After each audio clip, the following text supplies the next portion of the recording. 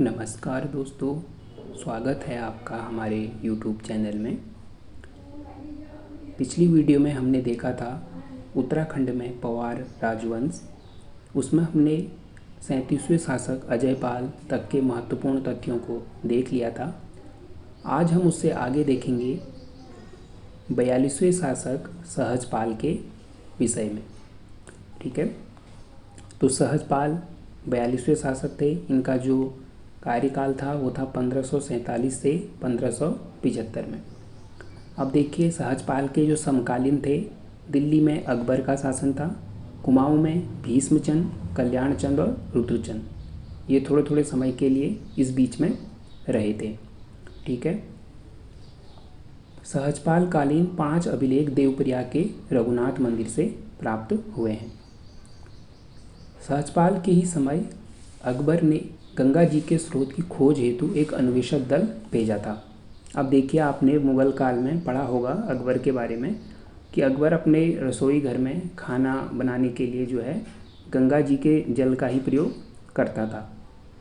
तो इसीलिए उसने गंगा जी के स्रोत का पता लगाने के लिए एक अन्वेषक दल गढ़वाल में भेजा था। और किसके समय में भेजा था? सहजपाल के समय में।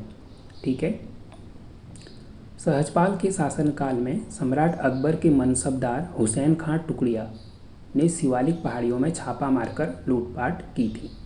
तो यहाँ से प्रश्न बन सकता है कि हुसैन खां टुकड़िया ने किस गढ़वाल के शासक के समय शिवालिक पहाड़ियों में छापा मारकर लूटपाट की थी? तो वो थे सहजपाल के समय में। तो ये थे 42वें शासक सहजपाल। इनके बारे में इतना ही है। इसके बाद है 43वें शासक बलभद्र पाल। ठीक है, बलभद्र पाल या बलभद्र शाह। अब देखिए, शाह क्यों बोलेंगे हम जानेंगे। तो इनका टाइम पीरियड है 1575 से 1591। इनके समकालीन अकबर और कुमाऊं में इनके जो समकालीन है वो है रुद्रचंद। अब देखिए, बलभद्र पाल पहला शासक था जिसने अपने नाम के आगे शाह शब्द लगाया। अब देखिए, इससे पहले हमने जितने भी शासक देखे, जैसे अजयपाल, ठीक है, सहजपाल, तो सबके नाम के आगे पाल लगा था। लेकिन बलभद्र पाल एक ऐसा शासक है, इसके बाद हम जितने भी शासक पढ़ेंगे उनके नाम के आगे पाल नहीं, शाह लगा होगा। क्या लगा होगा? शाह। तो इसलिए यहाँ से प्रश्न बनता है कि शाह की उपाधि धारण करने वाला पहला शासक कौन था? तो बलभद्र पाल। ठीक है, अब यह उपाधि इसको दी किसने, इसमें बहुत विवाद है। कुछ किताबों में आपको मिलेगा कि इसको लोधी वंश के बहलोल लोधी ने शाह की उपाधि दी। लेकिन अगर आप लोधी वंश देखेंगे और ये टाइम पीरियड जो है बलभद्र शाह का, ये मेल नहीं खाता है। लेकिन एक बार प्रश्न बहुत पहले पूछा गया था, तो वहाँ पे उसका आंसर लोधी वंश ही दिया गया था। ठीक है, तो आपको ऑप्शन के हिसाब से देखना है। और अगर ऐसा प्रश्न बनता है तो फिर आप ऑब्जेक्शन भी कर सकते हैं और अंत में ऐसे प्रश्न डिलीट हो जाते हैं। अब इसके बाद है, एक युद्ध हुआ था बलभद्र शाह के समय, बधानगढ़ या ग्वालदम का युद्ध। ठीक है, अब देखिए, बलभद्र शाह व रुद्रचंद, अभी हमने देखा था जो इसका समकालीन था रुद्रचंद भी था। तो बलभद्र शाह और रुद्रचंद के बीच 1590-91 में बधानगढ़ या ग्वालदम का युद्ध होता है।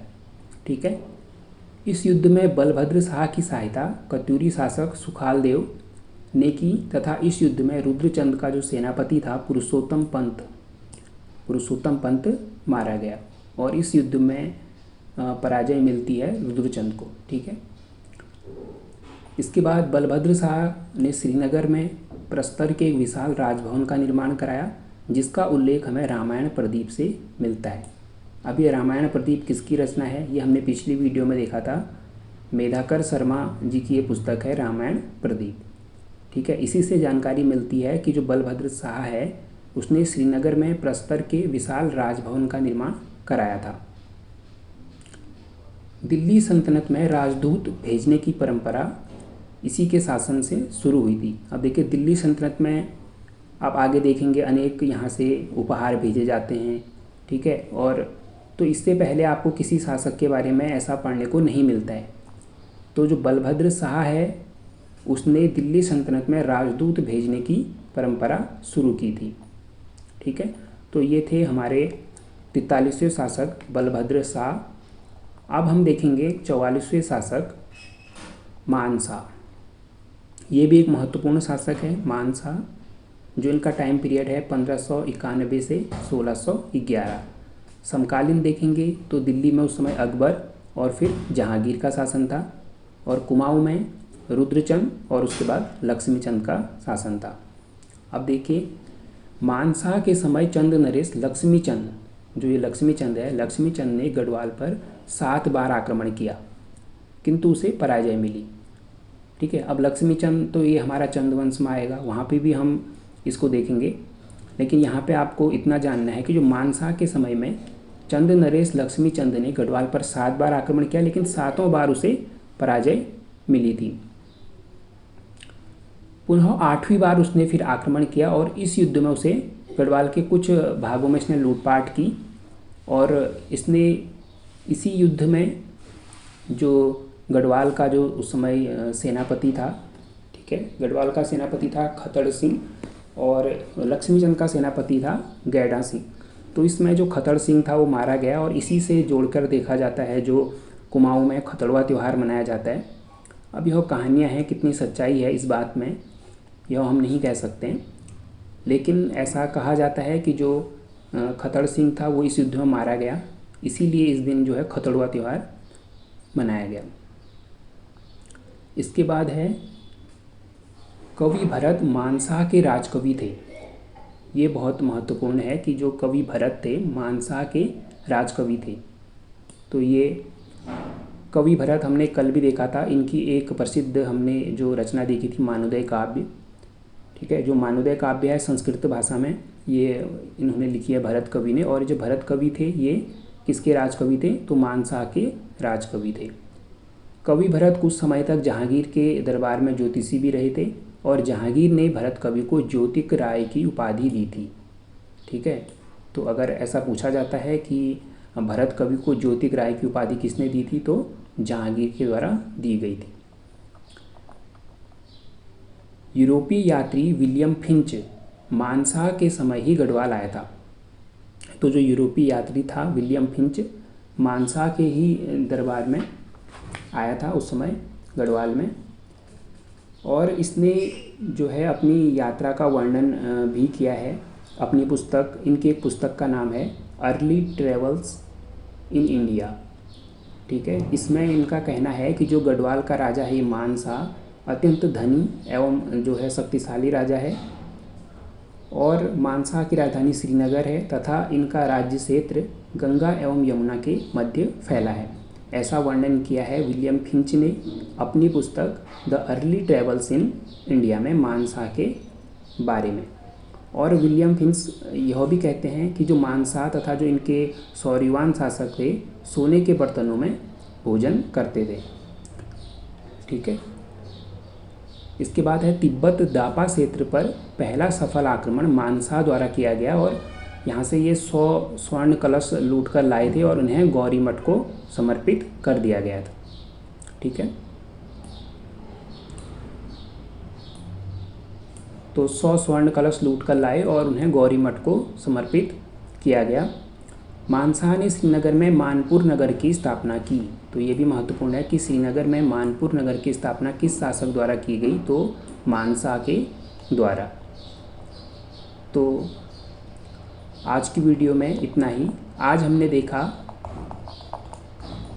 देखा 42वें शासक सहजपाल, 43वें शासक बलभद्र पाल और 44वें शासक मानशाह के बारे में। इसके अगली वीडियो में हम देखेंगे जो 45वें शासक होते हैं श्याम शाह और उनसे संबंधित कार्य। तो इसके बाद जो हमने पिछली वीडियो में देखा था 37वें शासक तक हम केवल उन्हीं शासकों को देख रहे थे जो महत्वपूर्ण थे, लेकिन अब आपको यहाँ से ध्यान रखना है जो 42वें शासक है सहजपाल, अब यहाँ से हमें लगभग सभी शासकों के बारे में पढ़ना है। कहाँ तक? 54वें शासक प्रद्युम्न शाह तक। ठीक है, फिर उसके बाद उत्तरकालीन पवार काल शुरू होगा लेकिन अब 42वें से हमें लगातार सभी शासकों के बारे में पढ़ना है क्योंकि सभी महत्वपूर्ण हैं और यहाँ से आपको क्रम भी इनका याद रखना है। कभी कभी एग्ज़ाम में आपसे जो यहाँ से महत्वपूर्ण शासक हैं आपको 4 नाम दे दिए जाएंगे और इनको उनके जो शासनकाल है उसके आधार पर अरेंज करना होता है। तो इसलिए आपको यहाँ से इनका क्रम है कि किस शासक के बाद कौन सा शासक आया था ये भी आपको याद होना चाहिए। इससे पहले का आपको याद नहीं भी होगा तो कोई बात नहीं, क्योंकि वहाँ से प्रश्न नहीं बनता है। वहाँ पे आपको सिर्फ महत्वपूर्ण याद होने हैं, जैसे 37वां शासक अजयपाल और उससे पहले जिन शासकों के ताम्रपत्र और ताम्र मुद्राएं मिली थी उनका नाम। बस उसके बाद आपको 42वें शासक से लेके 54वें शासक तक सभी शासकों के नाम पता होने चाहिए और उनका क्रम भी पता होना चाहिए। आज के लिए इतना ही। जल्दी ही मिलते हैं आपको अगली वीडियो में। धन्यवाद।